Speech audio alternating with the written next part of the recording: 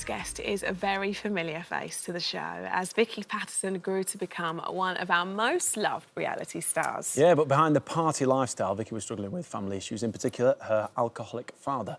It's something she's now opened up about in a brand new documentary. Vicky joins us now. That's going to be a tough one for you to watch tonight, isn't it? We see you lots. I adore you because you are so honest on Instagram. You're so honest when we've seen you on your reality shows. I feel like we really get to know the real you, which I always love. But this is different. Yeah. This is very personal. This is you being vulnerable, talking about something that I suppose has affected you and your upbringing. So why the documentary? I think for years I sort of was ashamed of my dad's illness and felt like I couldn't tell anyone. I think I was in my late 20s before I even said it out loud, you know? And then it was even later than that where I looked at my own complicated relationship with alcohol. So I suppose I feel a responsibility to break that stigma. Yeah. We have to stop being so ashamed and so afraid of addiction. We need to give it more sunlight, more candour, and stop perpetuating that culture of shame. What age were you when you realised, like, officially that your dad was an alcoholic? Because I would imagine that you grew up with alcohol in the home throughout your life, but as you grow up and you become a teenager and you know more about the world, at what stage, how old were you when you knew my dad's an alcoholic? I think, like, any child of an alcoholic will attest to the fact that the parents do the absolute best to try and protect you and hide you from it. But kids aren't daft, and we notice a lot more than people give her credit for. I think I started to know something was wrong when I was in, like, my early teens. And then my dad's illness got a bit worse from there. Right. And then, like, looking into yourself, obviously your dad's thing, that's a separate issue, right? And that's something that you're aware about, you know, of your parent. But looking into yourself and, like you said, sort of facing the fact that you have quite a complex relationship with alcohol, at what point did sort of that alarm ring for you? I think when I won the jungle, everyone assumed that, like, I was riding high and having the best time ever, and I was to a certain extent. I was meeting lovely people and doing exciting things, but I felt so out of place, so undeserving of everything that was happening. Like, essentially a bit of imposter syndrome. Almost imposter syndrome. Yeah, exactly that. Was it difficult in there not having a drink? No, I didn't struggle with that.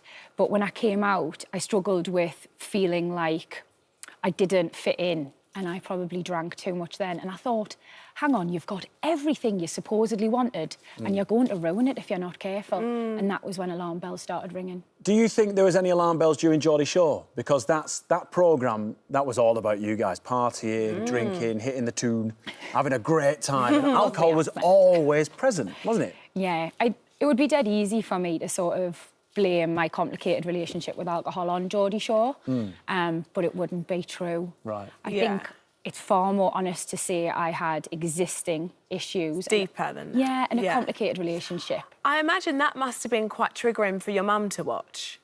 Yeah. Because obviously having the relationship with alcohol in your family, that must have been quite hard for her. There's a little scene in the documentary and it's so lovely. We're on the beach, Newcastle coastline, gorgeous.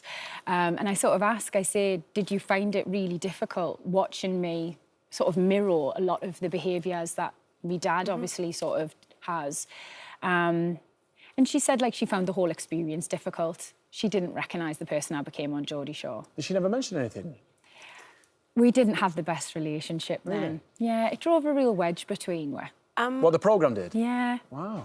She lost her, like, fun, bright, polite, respectful daughter, and this, like, caricature, like, appeared in her I suppose that's face. quite hard as a parent. Our parents know us best, don't they? Don't they? Oh, God, yeah. That makes me emotional watching that. It's true. No one knows you like your mum knows you. You've been really open, actually, and quite brave in saying the fact that actually you would like a family, but you've been a little bit reserved about that and sort of held off because you're sort of a little bit worried that, I don't know, perhaps your children might have an unhealthy relationship with alcohol. over the years, I've had like every excuse for why I've not had kids yet, you know, like, oh, I was selfish, I was too young, there was more of my career I wanted to have first. And if those reasons were legitimate, they would have been absolutely fine. But I think it was all sort of all hiding this feeling that I genuinely believed I was going to have children that felt in some way broken, a little bit like me.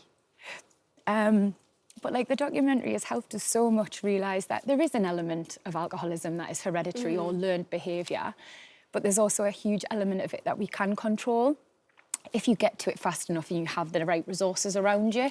So for the first time in my life, like, I do feel really hopeful in that sense. Has this programme been therapeutic for you? Yeah. So cathartic. Has it? So cathartic. Like, honestly, before I started making Fernan, I felt a little bit hopeless. Like, me, life was predetermined and there was only one way I was going to end up, and it didn't matter how many yoga retreats and how many green juices I had, I was always just going to end up my dad's daughter. But it's gave me a real sense of hope. And how is your relationship with your dad now? Oh, it's I've always like adored my dad, no matter what he was going through, but it's brilliant now. He's doing really well. We speak every day.